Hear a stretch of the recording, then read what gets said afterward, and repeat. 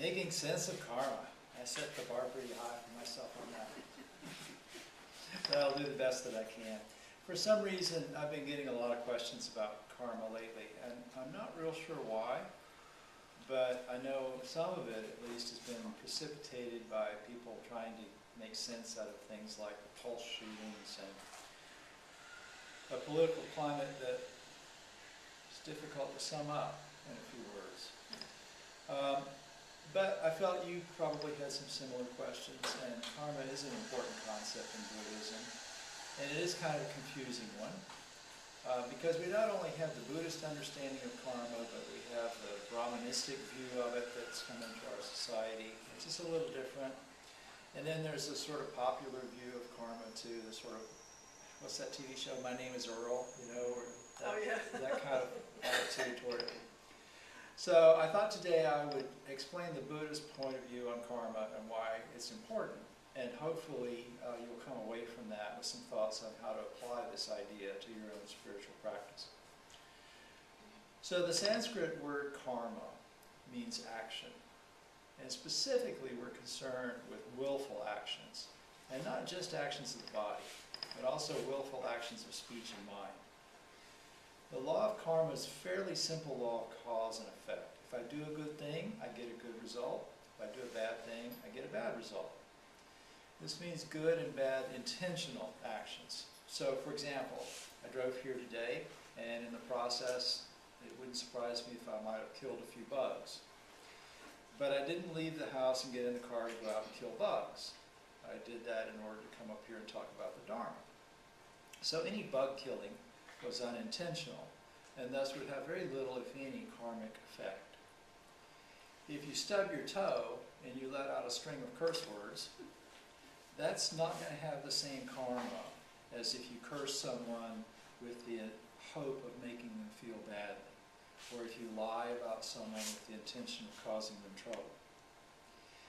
And as for actions of mind, you know, think about something like President Carter's comment about how he had lusted in his heart. Well, in Buddhism, that might have been what the president might have called a sin, a negative or harmful karma, but it might not. If a lustful thought arises, that's unintentional. You can't prevent yourself from having certain kinds of thoughts arise. But once you're aware of them, then you can decide whether to nurture it or to let it pass. And if you nurture it, then it becomes karma. So when we talk about the law of karma, we're talking about something kind of like a physical law, like the law of inertia, the law of gravity. We're not talking about some sort of divine rule. And when I was going through the Bright Dawn program, one of my fellow ministers in training said to Reverend Kubata something about, I'm not sure if I believe in karma. And Reverend Kubata said, well, that's okay. You don't have to believe in karma. You don't have to believe in gravity either. But I wouldn't try to ignore its effects. So we're not punished by karma for having lustful thoughts, or for cursing someone, or even for doing some willful action, a grave bodily offense. It's just cause and effect. Doing good things plants a seed that will ripen with good results. And doing bad things plants a seed that will ripen with a bad result. There's no one planning any divine retribution. You plant a seed, and what you get depends on what you put in the ground. I don't think it's particularly helpful, by the way, in spiritual practice to dwell a whole lot on the effects of negative karma. I think people tend to do better when they think about the effects of what we might call positive karma, doing good things. Good actions, and by good I mean actions that lead toward happiness and away from suffering for ourselves and others, have good results. And Buddhists refer to this sometimes as merit. So we do meritorious things, and as a result we're growing seeds that ripen into good results. And those good results are our blessings. I read the Blessing Sutra earlier, and it points out that your blessings are a result of the goodness that you've done. So to a Buddhist, our blessings really represent the ripening of these seeds of good actions that we planted at some time in the past. So I want to contrast the Buddhist view on karma a little bit with some other ideas about karma. During the Buddhist time, there were kind of three common threads of thought that the Buddha felt were mistaken.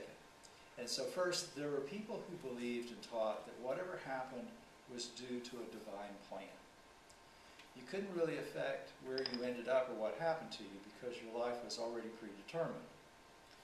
So one of the karma questions that I got recently was about this. Someone wanted to know the Buddhist view of destiny. The person who was asking the question was trying to convince me that he wasn't to blame for a bad situation that he was in. And so I gave him the short answer. There isn't any Buddhist view on destiny. You are responsible for your actions. He didn't like that answer. So second, there are others who believe that there was no such thing as cause and effect. When you die, that's it. There's nothing further. So do what you want to do. The problem with this is even that if you're strictly a humanist, you see that your actions have effects. That's why atheists tend to be no less ethical and moral than theists, despite not having to worry about going to hell when they die. The third, and this is kind of the prevailing view in India that's endured, is this Brahmanistic idea that what you experience in this life, pleasant or unpleasant, is entirely the result of actions in previous lives. And so this idea resulted in things like the caste system, where your past life determines what social station you're born into, and you can't change that. But this is still predestination.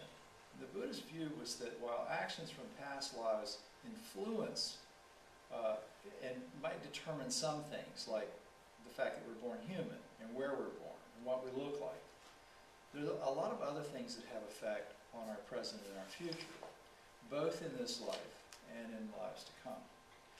So one of the questions that I got recently was about the Pulse shooting. Someone asked me if when something bad like that happens, was it the victim's karma to be there and to be killed? Well, the Buddha said pretty clearly that the law of karma was not the only law at work, and that other factors also come into play in what happens. There was an occasion where someone asked him, said, some contemplatives teach this doctrine, that whatever an individual experiences, whether it's pleasure or pain, is entirely caused by what was done in a previous existence. So what do you say about that? And the Buddha said, well, think about it. There are some cases where feelings arise based on diseases of the gallbladder. So the world agrees that there are unpleasant feelings that arise based on this.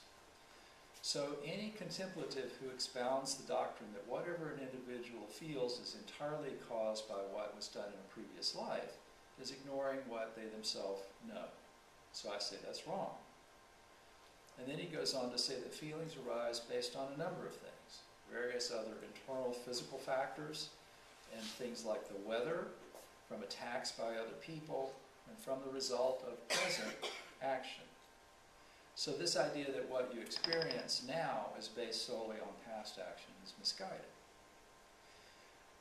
By past karma would make us human, would bring us into this life in a particular place with certain capacities and things like that. But the laws of physics, the laws of nature, actions of other people, and our own actions also contribute to our experience in the present. But we can't say for sure how a seed of karma will ripen or when. We might say we're doing a good thing and it's going to have a good result, but we don't know what kind of result or when we're going to experience that.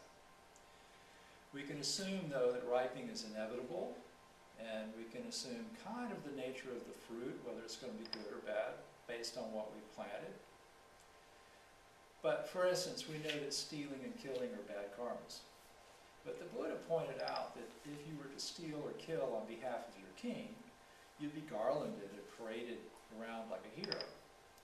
Whereas if you were caught killing and stealing as an enemy, you would be beheaded.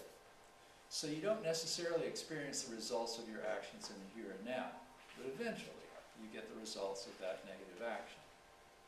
So another thing that when you look and go, well, this person seems really bad, but they're having some good results or whatever, is that our actions happen in the context of other actions.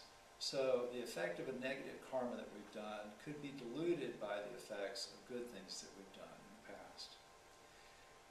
there's a famous simile where the Buddha was talking to a monk about this, and he says, suppose you were to put a salt crystal into a small cup of water and stir it up. Would that water become so salty to be undrinkable? And the monk said, well, yes. And the Buddha said, suppose you put that same salt crystal in the river Ganges. Would the river Ganges become so salty as to be undrinkable? And the monk said, no. And by the way, I've been to the river Ganges. Don't drink the water. Wouldn't recommend drinking the water, but it wouldn't be because it's salty.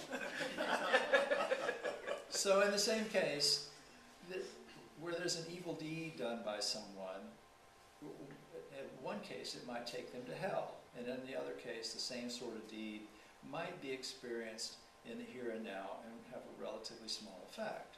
And so it's a matter of what it's being combined with. It's best if it happens in the here and now and with a relatively small effect. I've got a personal example of this. When I was a kid, probably about 4 years old, I shoplifted. I was at the grocery store with my mom, and there was a little rubber ball in the toy section, and I liked it, and my mom took things home from the store, and so why not? I put it in my pocket. And so later on the way home, I took it out of my pocket and was playing with it in the car, and my mom said, "Where did you get that?" And I said, "At the store." So she pulled the car over, and she explained that that was stealing and that it was wrong, and she turned the car around, and we went back to the grocery store, and I had to give the ball back, and I had to apologize, and that was kind of an unpleasant experience. But, I go to prison once a week, and there are guys there who probably had experiences like that and thought they got away with it. There's no such thing as getting away with it. Sooner or later it's going to ripen. If it ripens now fairly quickly, it's probably not going to be too bad. But if it becomes a seed that continues to cling to, I could have thought, oh, that's a good thing. I walked out of here with this ball. I've got this ball. And that little incident might have turned into a whole career of crime, in which case when it ripened, it might ripen with me sitting in jail right now instead of talking to you. So another questions that I got recently was whether there are things that are such bad karma that you couldn't dilute them enough to negate their effect. And I might have told you about Angulimala before, sometime in the past. Angulimala was a robber, a bandit, and a murderer. And his name, Angulimala, was actually a nickname he was given. It means necklace of fingers. He was trying to kill 1,000 people, and so to keep count, he would take a finger from each of his victims and he would hang it around his neck. So he had killed 999 people. And his mother was trying to save him, and so she was going to go into the woods where he hung out and try to keep him from stop him. And the Buddha knew that if she went into the forest that he was going to kill her, and that would be almost irredeemable bad karma. And so he said, no, wait, let me go in. So he went into the forest, and Angulimala saw him, and he thought, oh, I'll kill this monk, that'll be easy. And so he starts following after this monk, who's walking very peacefully down this path through the woods. So he starts walking faster, and the monk is still just kind of strolling along, and this is the Buddha. The Buddha could do stuff like this. And so Angulimala is running as hard as he can run, and the Buddha appears to still be just kind of strolling along, but yet Angulimala can't catch him. And so finally he calls out, "Stop, monk!" And the Buddha turns around and looks at him, and he says, "I have stopped. When will you stop?" And Angulimala at that moment realized what he was doing to himself and to his karma. And so the story goes that he threw his weapons down into a ravine, and he fell to his knees, and he bowed to the Buddha, and he asked him to please ordain him. So he went on to become an arahant, a fully enlightened being. So after that particular life was over, there's no further rebirth. He, straight to nirvana. But he still had to deal with his negative karma. He'd done a lot of bad things. So when he would go on an alms round in the villages, sometimes people would recognize him, and they'd throw rocks at him, and they'd beat him with sticks and stuff like that.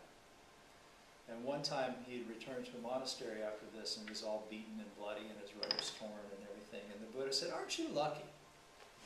You get to experience this beating in the here and now instead of millions and millions of years burning in hells."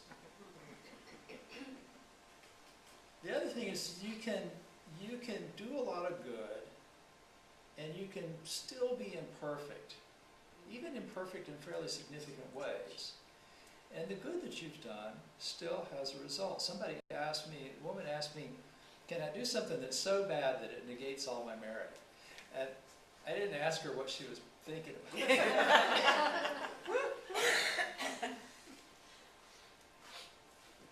But there was a case where this man had ordained and he had spent some time as a monk. And then, for whatever reason, he had disrobed, he had gone back to the householder life, and he had turned to drink. And the Buddha was talking to some other people in this village where he lived and referred to him as a stream winner, which is someone who's on the path to enlightenment. And afterwards somebody took him aside and said, "You know, he's a drunk now." And the Buddha said, "It doesn't matter. He's done enough that he's definitely on the path eventually to awakening." So this idea of stream entry is related to this idea of karma. Every good action we do, you could see as sort of a drop of merit. There's not really a storehouse of merit. Nobody's keeping track of how many merit points you have or anything like that. But if you do enough good, you create enough drops of good action, eventually this becomes a stream that will carry you toward total awakening at some point. And you don't have to be a Buddhist to experience this. I have a friend who's in hospice care now. And I've known this guy for a few years, and he's been a Baptist minister for many, many years. He's a chaplain, and he had met me, asked me to come give talks to some students and so on. And so now that he's in the final stage of his life, he asked me to come coach him through that. And it's kind of flattering, really, because this fellow knows dozens, if not hundreds, of ministers, some of them really fairly prominent. And they'd all be very glad to come and pray with him. But he asked me to do this. So I'm visiting him every few days, and he finally decided he wanted to go for refuge. Wow. He's still a Christian, but he's also a Buddhist now. So I gave him the Dharma name Kuyo, which is a Japanese name that basically means fragrant sun.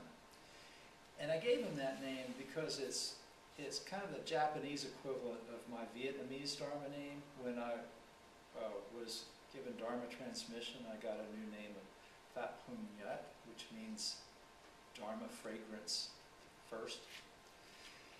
And so I was explaining this to him, and I said, I see you as being, even though you've never studied Buddhism and all of that, when we talk, I see you as being a Zen master. Because he says this stuff that's just so Zen, and I go, gosh, I wish I thought of that.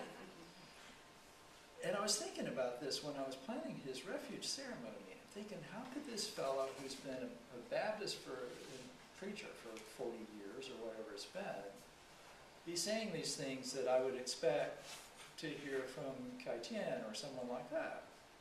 And I realized that this man has spent his life doing good, and really altruistically doing good. He's dedicated his life to helping other people. And he's also spent a lot of time making an effort to see reality as it is, and not just accepting what he's been told, what he's been trained to believe and all of that, but really looking deeply into the people and situations that he encounters to see what's needed at that particular moment.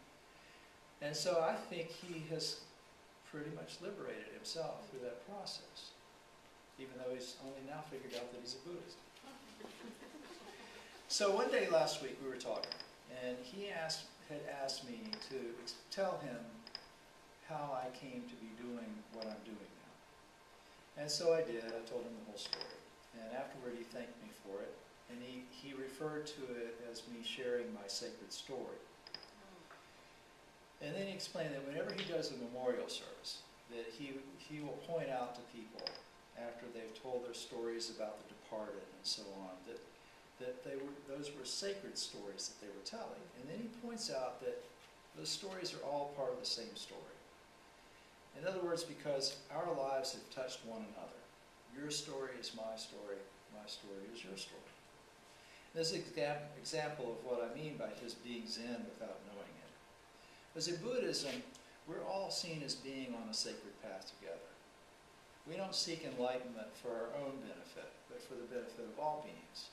So as I move toward enlightenment, I bring you with me, and vice versa. So in that sense, all of our stories are indeed sacred stories, and these stories are inextricably interwoven. A person's story is very important. We can't really describe a person because there's no one set of permanent factors or characteristics that applies to anyone at all times. But we can tell their story. A human being is much like a wave on the ocean. Like a wave, we constantly move and change. We have no existence outside the ocean of being of which we're a part. Like a wave, we can't return to the ocean because we can't leave the ocean. We're one with all existence all the time. What we see as a self is an aggregate of other aggregates, a form, feeling, perception, mental activities like memories and thoughts, and consciousness. And so these various causes and conditions, including our past karma, lead to this form's arising in the world. And then as we live, our actions, our karma, leave a residue on our consciousness. And some of those residues, especially the results of negative actions that were born from clinging, tend to cling. So you can see how this works in daily life. If you look at your habits, bad habits and things like addictions and compulsions and dependencies are notoriously hard to give up. And that's because engaging in them leaves this clingy residue that wants more. And so we cling even harder to them, even if we know that they're harming us. Well, sooner or later, every wave reaches the shore. The wave ends, but the ocean is still there. The moon's gravitational pull is still there. The wind is still there. And similarly, the karma that brings us into being runs its course and our lives end. But the ocean of being is still there. So because the residue of past karma clings, when our form reaches its end and the aggregates dissolve, the clinging that remains attached to consciousness wants to take form again. And the nature and degree of that clinging determines the nature and the place where that arises. So, if we want to arise in a good place, we do good things. And we avoid doing bad things. We should try to awaken spiritually by cultivating wisdom, living compassionately, purifying our minds of negative tendencies. And that way, the good that we do will live on and dilute the effects of whatever unskillful actions that we took. No one can live your karma for you. We each inherit the results of our own actions. Even your own mother can't live your karma for you. However, we don't have to bear the weight of our karma by ourselves. Others can help us by doing good things and by then sharing with us the merit that arises from their actions, which is why we're not just blessed with what we do, we're blessed from the actions of others. So this is another question I've been getting lately. In Buddhism, some of our services are really designed to help others move closer to enlightenment by generating merit and then sharing it with those who have departed. But when you're dead, you can't generate good karma. You can't make merit by doing good things. In many Mahayana Buddhist traditions, we try to help others reach the pure land of Amitabha Buddha. Well, does such a pure land really exist? This is a question I'm asked. Well, to talk about Buddhism is not Buddhism. To talk about wisdom isn't wisdom. To talk about compassion, to pray about it, to meditate on it, that's not compassion. To be compassionate is to share your brothers and sisters' suffering, to suffer with them, to support them in times of trouble. So to describe a pure land is not a pure land. If you want to know if such a heaven really exists, look for it in your life now. So if you've ever found that place while you're meditating, that place in your heart where there's peace, where there's freedom from clinging, from anger, from delusion, then you've seen the pure land. And if you've ever held a grieving friend's hand and looked into their eyes and shared their grief, then you've been born in that way. So thank you for your attention, and I hope this helps you make a little sense out of it.